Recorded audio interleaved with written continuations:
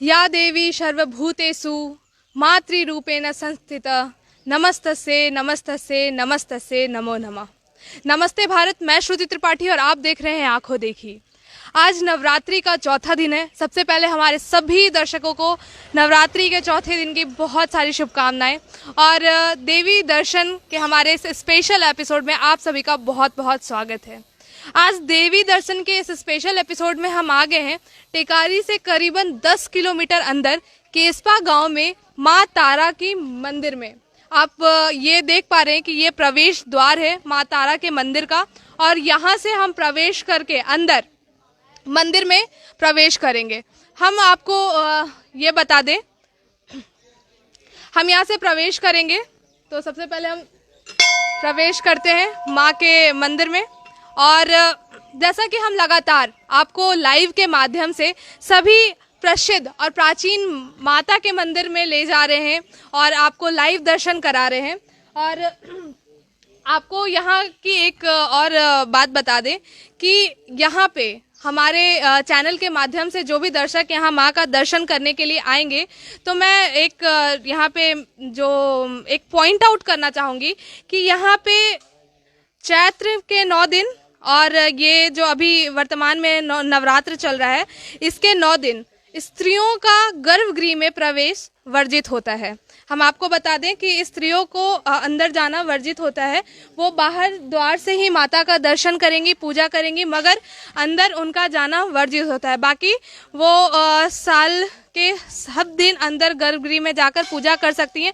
इसके पीछे कई कारण हो सकते हैं और ये काफ़ी प्राचीन मंदिर है तो इसके पीछे कई कहानियां हैं, कई ऐसी चीज़ें जो हमें अभी यहाँ के जो पंडित जी हैं, पुरोहित हैं, उनसे जानने को मिलेगी। कई ऐसी बातें हैं जो हम आप तक पहुँचाएंगे। और आपको ये भी बता दें कि हम जैसे अपने सारे एपिसोड में आपको बता रहे हैं कि कौन से मंदिर की क्या विशेषता है और जो माता है वहाँ उनकी सबसे प्रिय वस्तु क्या है, हम उनकी पूजा अर्चना घर से उन्हें कैसे याद कर सकते हैं, उनकी पूजा कैसे कर सकते हैं। तो इस दौर में हमारे जो सहयोगी हैं हम उनको माइक ट्रांसफ़र करूंगी और वो आपको सारा यहाँ पे दर्शन, सबसे पहले आपको माँ का दर्शन कराएंगे और उसके बाद यहाँ की इतिहास क्या है, यहाँ पे माँ की मूर्ति कब से है और यहाँ की सारी चीज़ें आपको विस्तार से बताएंगे। तो हम आपको सबसे पहले अपने सहयोगी नितिन राजपूत को आपका स्वागत है सर और आप ज्वाइन करें।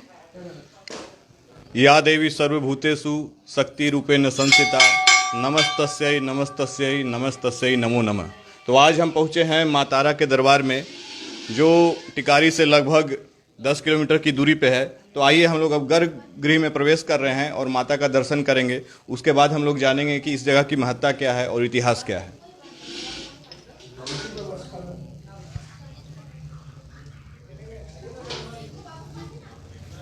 माता का चेहरा थोड़ा दिखा। तो हम लोग पहुंच चुके हैं अब गर्भगृह में और ये माता का आप साक्षात दर्शन कर सकते हैं। वर मुद्रा में है माता, यहाँ पे माँ तारा यहाँ पे वर मुद्रा में है।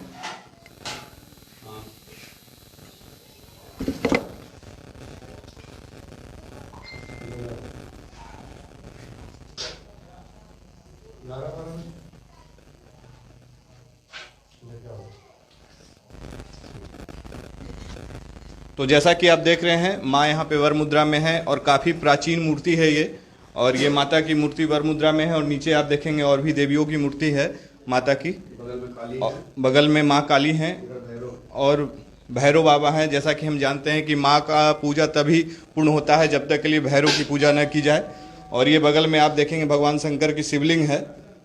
और ये बाबा ये बताएंगे ये सब मूर्तियाँ किन की हैं? मूर्ति है विंध्यवासिनी देवी हैं, ये दिखाया जाए। पांचों पांडव की मूर्तियां हैं। नारायण हैं, सती अनुसुईया हैं।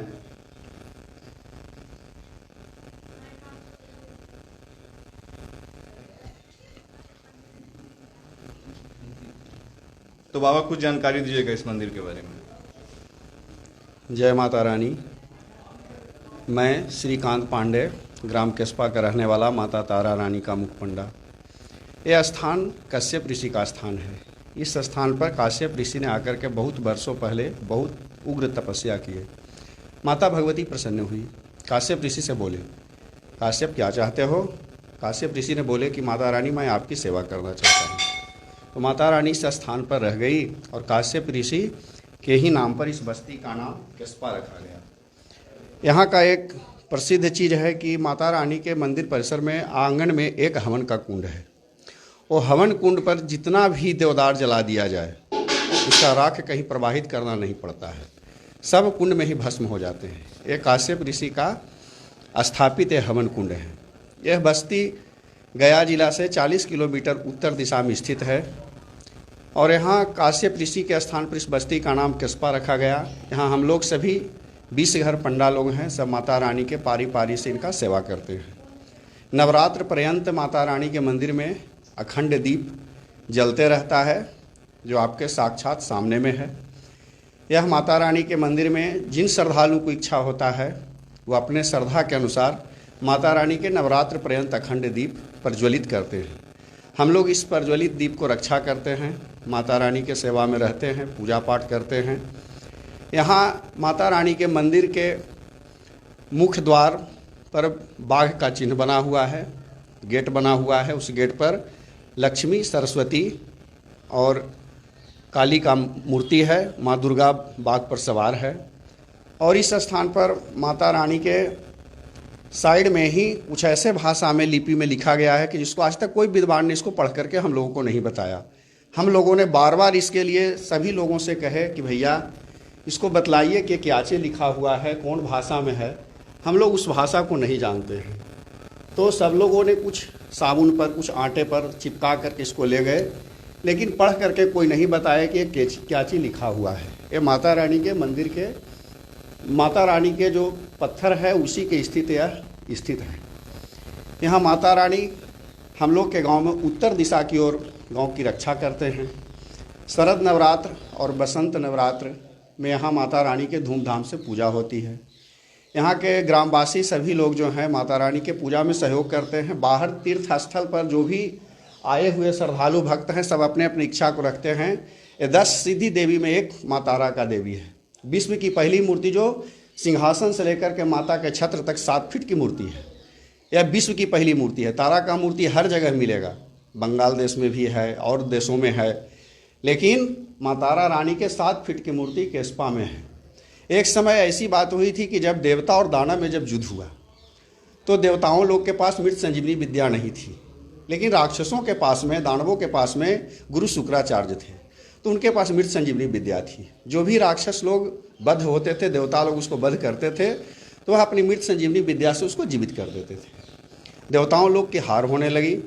तब देवताओं के गुरु बृहस्पति ने अपने पुत्र कच्छ को गुरु शुक्राचार्य के पास में भेजे कि बेटा तुम जाकर के गुरु से संजीवनी विद्या प्राप्त करो। तो संजीवनी विद्या प्राप्त करने में उनको बहुत तरह तरह की कठिनाई हुई, इतना तक कि कच्छ को जला करके, काट करके गुरु के ही दूध में डाल करके उनको पिला दिया गया। जब गुरु शुक्राचार्य अपना ध्यान मग्न हुए तो देखे कि मेरे पेट में ही है, कच्छ पड़ा हुआ है। तो फिर मृत संजीवनी विद्या से उन्होंने उसको भी जीवित किए। इसके बाद में कच्छ को बहुत शिक्षा दिए। तो उस समय ये भगवती, जब देवता और दानव में जब युद्ध हुआ तो उस समय भगवती तारा के रूप में प्रकाशित हुई और यही भगवती ने कहा कि नहीं, तुम्हारा पुत्र जो है गुरु शुक्राचार्य के उदर में ही स्थित है। तब गुरु शुक्राचार्य ने ध्यान स्थित होकर के फिर कच्छ को जीवित किए। इसके बाद में फिर देवताओं में भी शक्ति बढ़ गया। फिर भी उन लोग ने अपने जो भी देवता लोग परास्त हुए युद्ध में या बद्ध हो जाएं तो उनको अपने मृत संजीवनी विद्या से जीवित कर देते थे। यह माता रानी का उग्र तारा नाम है। यह उगता हुआ सूर्य के समान प्रतीक होता है तारा का मूर्ति। हर जगह जो है उग्र तारा नहीं है, लेकिन मेरे गांव केस्पा में उग्र तारा की मूर्ति है। ये 10 सिद्धि है, काली है, तारा, महाविद्या, खोड़सी, भुवनेश्वरी, भैरवी, छिन्नमस्तिका च विद्या धूमावती तथा बगला सिद्ध विद्याश्च मातांगी कमलात्मिका एता 10 महाविद्या सिद्ध विद्या प्रकृति है। ये 10 महाविद्या है। इस स्थान पर जो भी व्यक्ति जिस मनोकामना इच्छा से अपनी सिद्धि चाहता है उसको माता रानी के आशीर्वाद से सिद्धि की प्राप्ति होती है। जय माता रानी। धन्यवाद पंडित जी। और आप एक बात की जानकारी दीजिएगा कि माता का मंत्र क्या है? माता रानी का मंत्र हम लोग तो ऐसे शास्त्रों में, पुस्तकों में, देवी भागवत में इनका बहुत चर्चित मंत्र है, लेकिन हम लोग को इनको मंत्र से यही से इनको ध्यान करते हैं कि काली तारा, महाविद्या, खोड़सी, भुवनेश्वरी, भैरवी, छिन्नमस्तिका च विद्या धूमावती तथा बगला सिद्ध विद्या च मातांगी कमलात्मिका एता 10 महाविद्या सिद्धि विद्या प्रकीर्तितः। यही 10 सिद्धि विद्याओं के नाम से थी माता रानी को हम लोग ध्यान करते हैं। माता के प्रिय भोग का भी जानकारी दीजिए। माता रानी के प्रिय भोग है मिष्टान, मीठा भोजन। अब इनको जो भी श्रद्धालु भक्त है पेड़ा चढ़ाते हैं, लड्डू चढ़ाते हैं, हलवा चढ़ाते हैं, जिनको जो श्रद्धा हो वो मिष्टान भोजन ही माता रानी के अति प्रिय है। प्रिय रंग इनका लाल है, लाल चुनरी इनका प्रिय है। तो जैसा कि आपने देखा कि यहाँ के मुख्य पुजारी ने यहाँ सारी जानकारी माता काली के मंदिर पे दी, और अब ध्यान से देखिए माता के चरणों की ओर आप, जो हम आपको लाइव दिखा रहे हैं माँ के चरण। और ये मूर्ति जैसा कि बाबा ने बताया यहाँ पे कि 7 फुट की जो मूर्ति है ये पूरे विश्व में पहली ऐसी मूर्ति है माँ की जो यहाँ पर है।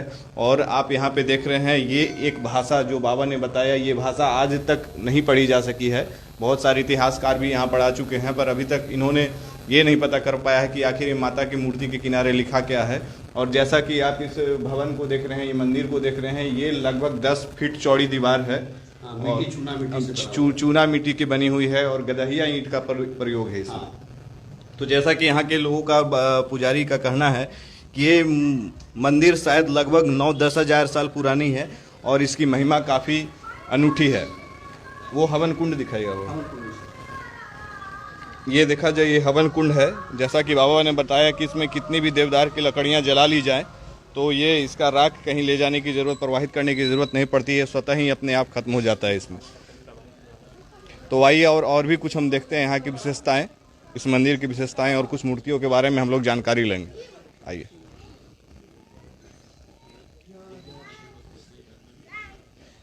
ये देखा जाए यहाँ पे काफ़ी काली पत्थर की मूर्तियाँ हैं यहाँ पे और बहुत सारी देवी देवताओं की मूर्तियाँ हैं, पर ये विखंडित हैं। तो ये विखंडित क्यों है, इसके पीछे भी एक बहुत बड़ा कारण है। जिसका कारण ये है कि एक मुस्लिम आक्रांता जो औरंगजेब के नाम से जाना जाता है, जो एक बहुत ही क्रूर मुस्लिम शासक था, जो काफ़ी हिंदुओं को ज़बरदस्ती मुसलमान बनाता था और वो जिस गांव में जाता था वहाँ की मूर्तियों को विखंडित करता था। तो आप देख सकते हैं कि ये मूर्तियाँ जो है इस गांव से ही निकली हैं और ये विखंडित मूर्तियाँ हैं।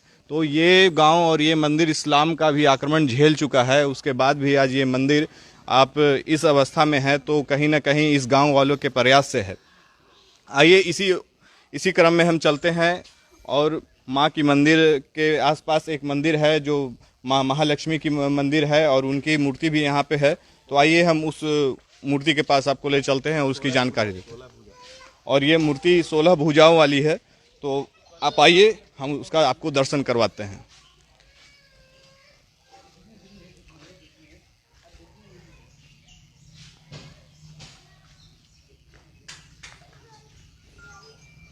ये देखा जाए यहाँ पे माँ की 16 भुजा की मूर्ति है, ये 16 भुजाओं से है ये माँ। और महालक्ष्मी इनको यहाँ पे कहा जाता है, स्थानीय भाषा में इनका क्या नाम है यहाँ पे? 16 बहियाँ हम लोग कहते हैं। 16 हाँ 16 बहियाँ माता हैं यहाँ पे। ये स्थानीय भाषा में इनको 16 बहियाँ माता के नाम से जाना जाता है और यहाँ के लोग यहाँ पे पूजते हैं। और भी बहुत सारी विशेषताएं हैं इस गांव की, जैसा कि चरण दिखाइए। और ये देखिए माँ के चरण का दर्शन हम आप लोग को करवा रहे हैं लाइव।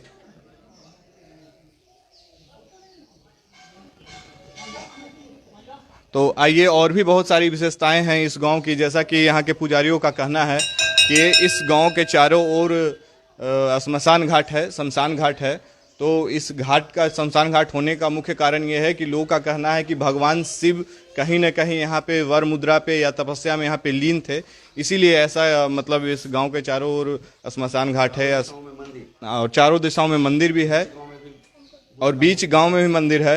और यहाँ पे बुद्ध की भी मूर्ति है, तो हम लोग चलेंगे थोड़ी देर में वहाँ पे, तो उस बुद्ध की मूर्ति के बारे में भी जानकारी कुछ बाबा से जानना चाहेंगे, बताइए। मेरे गांव में बुद्ध का भी मूर्ति है, उनको हम लोग बलिराज के नाम से विख्यात है इस गांव में, जो मेरे बीच गांव में स्थित है। कितना दूर है यहाँ पे? बस 500 मीटर यहाँ से दूरी पर है। और चारों तरफ इस मंदिर के, इस गांव के चारों तरफ मंदिर है। उत्तर में भगवान विष्णु नारायण का मंदिर है, पश्चिम में ठाकुरवाड़ी है, पूर्व में कुबेर जी महाराज हैं और दक्षिण में माता तारा रानी स्थित है। इस गांव में दक्षिण में स्थित है माता तारा रानी। तो जैसा कि आप देख रहे हैं बाबा ने बहुत सारी जानकारी दी और ये जानकारी इन्होंने दी कि सनातन से जुड़ी हुई काफ़ी जानकारियां और बहुत सारे अवशेष और पत्थर और मूर्तियां यहाँ पर अवस्थित हैं, मगर उसके बाद भी ये गांव कहीं न कहीं उपेक्षित है। सरकारी उपेक्षा, पदाधिकारियों की उपेक्षा है कि इतना बड़ा पर्यटन स्थल होते हुए भी लोग इसकी ओर मूव नहीं कर रहे हैं, तो इसका कारण कहीं न कहीं सरकार जरूर है। तो आइए हम अपने सहयोगी से आपको मिलवाते हैं, वो आगे का बात आपको बताएंगे। तो जैसा कि आपको हमारे सहयोगी नितिन राजपूत जी ने आपको दिखाया, माता का सीधे दर्शन कराया, और अभी हम जहां खड़े हैं वो माँ लक्ष्मी का मंदिर है। बस थोड़ी सी दूरी पे है। आप देख पा रहे हैं कि मेरे दाहिनी तरफ माँ तारा का मंदिर है और वहीं से कुछ दूर पे ये माँ लक्ष्मी का मंदिर है। और ये मूर्ति जो है मतलब ये मूर्ति बहुत ही ज़्यादा प्राचीन है और देखने को भी बहुत कम मिलता है। माँ लक्ष्मी का 16 भुजाओं की ये मूर्ति बहुत देखने में भी बहुत ही कम ही जगह पे देखने को मिलती है। 16 भुजा मूर्ति जहाँ तहाँ भी देखने को अगर मिल जाए तो बहुत भाग्य की बात है। ऐसे 16 भुजी मूर्ति दुर्गा का, देवी का सिर्फ केस्पा में ही है। और जैसा कि हम जब यहाँ आए थे तो आप लोग बता रहे थे कि यहाँ पे पिंड दान की भी महत्वता है, तो हम इसके बारे में थोड़ा जानना चाहेंगे। विष्णुपद मंदिर स्थित 16 वेदी है, जो विष्णु भगवान के मंदिर के सामने एक गड्ढा में बना हुआ है। उसमें काश्यप वेदी का स्थान है, जो काश्यप वेदी का मुख्यतः पिंड इसी स्थान पर होना चाहिए। लेकिन श्रद्धालुओं को, पिंडदानियों को यहाँ आने में असमर्थ रहते हैं या जानकारी न मिलने के कारण उन लोग काश्यप वेदी का पिंड भगवान विष्णु नारायण के मंदिर के पास में 16 वेदी में ही दे देते हैं। ऐसे मुख्य पिंड का स्थान काश्यप ऋषि का इसी स्थान पर है। तो कभी कभी जानकारी कम होने की वजह से लोग यहाँ नहीं पहुँच पाते हैं। और हम आपको बता दें कि अभी हम लोग देख भी रहे हैं कि कई लोगों बार बार पूछ रहे हैं और कमेंट्स भी हैं कि ये कहाँ है। तो हम आपको बता दें कि टेकारी से 10 किलोमीटर, लगभग 10 किलोमीटर केस्पा गांव, उत्तर में केस्पा गांव में ये मंदिर स्थित है, माँ तारा का मंदिर। इसी के साथ आप बने रहें और देखते रहें आंखों देखी।